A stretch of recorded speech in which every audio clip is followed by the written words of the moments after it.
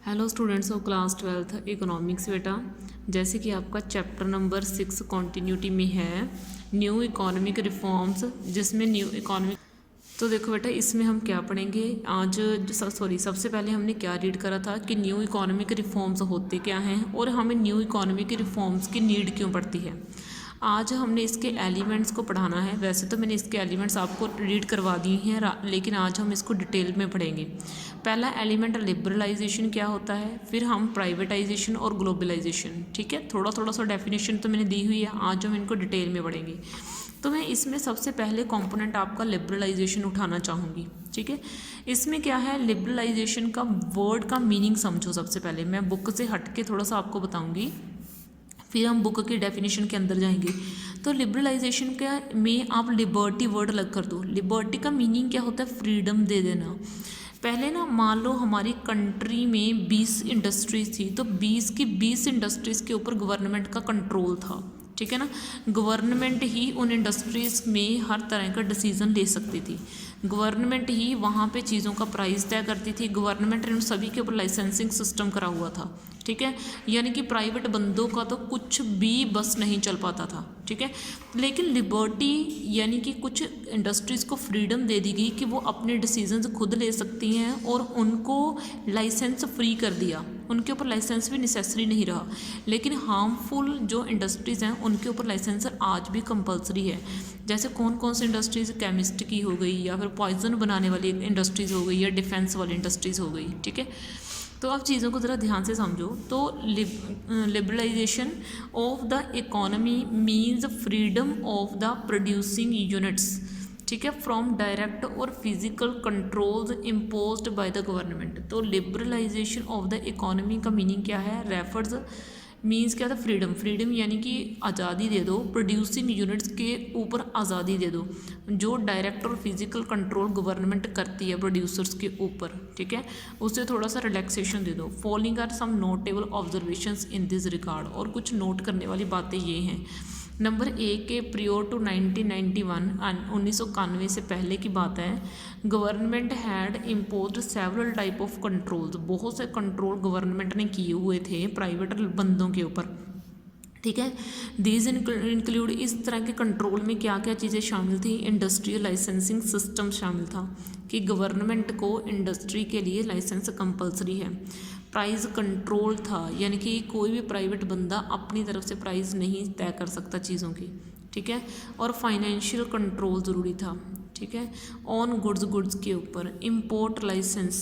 ठीक है, यानी कि लाइसेंस जो है, अगर आप बाहर वाली कंट्री से चीज़ें मंगवा रहे हो, कोई मशीन वगैरह मंगवा रहे हो, तो उसके ऊपर लाइसेंस होना चाहिए आपके पास। फॉरेन एक्सचेंज कंट्रोल रिस्ट्रिक्शन, पता ही नहीं क्या क्या था गवर्नमेंट ने लगा रखा।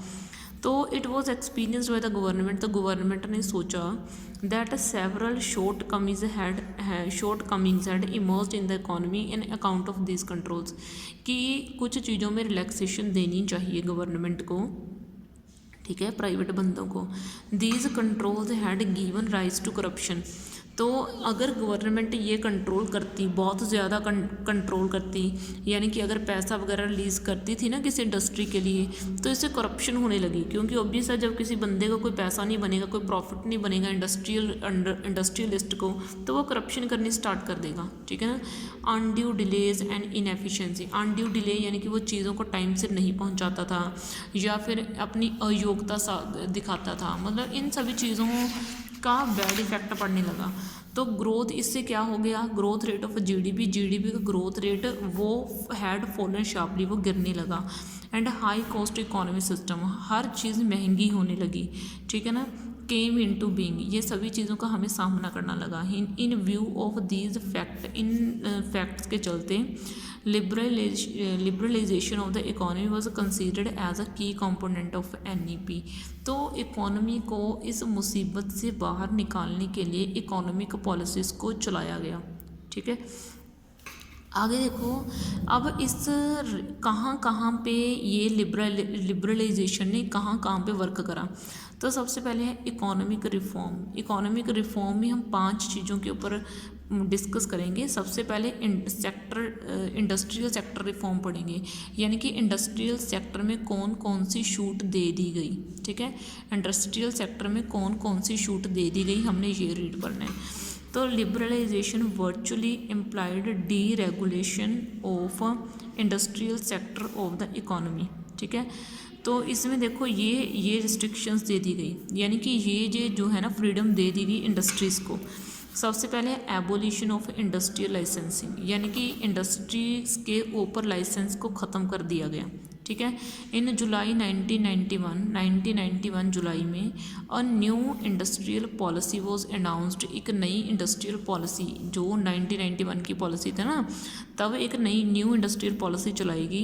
It एबोलिश्ड the requirement of licensing expect for the following 5 industries. देखो, बाकी सभी इंडस्ट्रीज़ को लाइसेंस फ्री कर दिया गया, इन 5 इंडस्ट्रीज़ को छोड़ के। लिक्वर इंडस्ट्री हो गई, सिगरेट इंडस्ट्री हो गई, डिफेंस इक्विपमेंट हो गए, इंडस्ट्रियल एक्सप्लोसिव्स हो गए। एक्सप्लोसिव्स में हम बात कर सकते हैं जैसे परमाणु वगैरह की बात करें, या डेंजरस केमिकल हो गए। ठीक है, इन सभी के ऊपर आज भी लाइसेंस नेसेसरी है। आगे है contraction of a public sector, कि जो गवर्नमेंट ने ज़्यादातर डिपार्टमेंट्स प्राइवेट कर दिए under the new industrial policy. जो न्यू इंडस्ट्रियल पॉलिसी है, तो number of industries reserved for public sector was reduced from 17 to 8, यानी कि 17 से कम होकर अब 8 ही इंडस्ट्रीज़ प्राइवेट, 17 से कम होकर अब 8 ही इंडस्ट्रीज़ जो हैं वो गवर्नमेंट रह गई हैं, बाकी सभी इंडस्ट्रीज़ प्राइवेट कर दी गई हैं, यानी कि 9 इंडस्ट्रीज़ प्राइवेट कर दी गई हैं। इन 2010 से 11 के बीच की बात करें तो नंबर ऑफ दीज इंडस्ट्रीज़ वो रिड्यूस्ड मियरली इन 2। कौन सी 2 इंडस्ट्री जो हैं वो खासकर गवर्नमेंट के हाथ में है, एटॉमिक एनर्जी और रेलवेज़। ठीक है, आगे है D reservation of production areas. D reservation यानी कि जो एरियाज़ को गवर्नमेंट को प्रिवेंट करना चाहिए था वो एरियाज़ प्रिवेंट नहीं हो रहे थे, तो 1991 में गवर्नमेंट ने डिसीज़न लिया कि उन एरियाज़ को प्रिवेंट करा जाए। ठीक है, तो देखो, many production areas which earlier were reserved for SSI, यानी कि स्मॉल स्केल इंडस्ट्री के लिए जिन एरिया को रिज़र्व करा गया वर डी रिज़र्व्ड, उनको डी रिज़र्व कर दिया गया। Forces of the market were allowed to determined allocation of resources, यानी कि जो मार्केट की फोर्सेस थी, जो मतलब कि हम कहें ना, यानी कि जो रिसोर्सेज की डिस्ट्रीब्यूशन थी उसको मार्केट की फोर्सेस के हिसाब से तय करा गया। अगर हमें रिसोर्सेज की ज़्यादा ज़रूरत होती थी, अगर डिमांड बढ़ती थी तो हमें सप्लाई बढ़ानी चाहिए थी। सप्लाई कैसे बढ़ती, अगर हम रिसोर्सेज को बढ़ावा देते। मतलब इन छोटी छोटी चीज़ों का ध्यान रखा गया। आगे है एक्सपेंशन ऑफ प्रोडक्शन कैपेसिटी, यानी कि प्रोडक्शन को करने की कैपेसिटी को एक्सपेंड करा गया। ये 1991 की पॉलिसीज़ हैं जो इंडस्ट्री के लिए चलाई गई हैं। तो earlier production capacity was linked with licensing, तो earlier production capacity was linked with licensing, तो लाइसेंस के साथ जो प्रोडक्शन कैपेसिटी थी वो भी बढ़ गई थी। नाउ अब बात करें तो freedom from licensing implied freedom from capacity constraints. Freedom from licences से फ्रीडम मिलने का मतलब क्या है, कैपेसिटी थोड़ी सी बढ़ जाना। What to produce and how much to produce, कितना प्रोड्यूस करना चाहिए, क्या प्रोड्यूस करना चाहिए। अब ये जो है प्रोड्यूसर की चॉइस के ऊपर डिपेंड करेगा, क्योंकि प्रोड्यूसर अपने डिसीजन अब खुद ले सकता है। ठीक है, तो इन चीज़ों में प्रोड्यूसर को कोई भी चीज़ की प्रॉब्लम करने की ज़रूरत नहीं है। ठीक है, तो अब देखो बेटा, आगे क्या है, आगे है freedom to import capital goods. Import करना यानी कि अपनी कंट्री के अंदर कैपिटल गुड्स यानी कि मशीनें वगैरह हो गई जैसे, है ना, तो उनको मंगवाना। आगे कोई भी बंदे को इतना अधिकार नहीं था कि वो अपनी मर्ज़ी से चीज़ें अपनी कंट्री के अंदर मंगवा पाए। ठीक है, लेकिन गवर्नमेंट ने अब उनको ये फैसिलिटी दे दी है कि यानी कि आप अपनी मर्ज़ी से जो चीज़ें अपनी कंट्री में मंगवा सकते हो।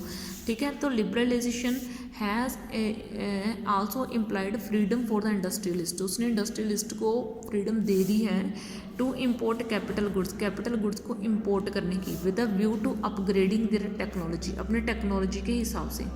Permission was no longer required from the government to enter into international agreement for the import of technology. अब परमिशन कोई मैटर नहीं करती है, ठीक है।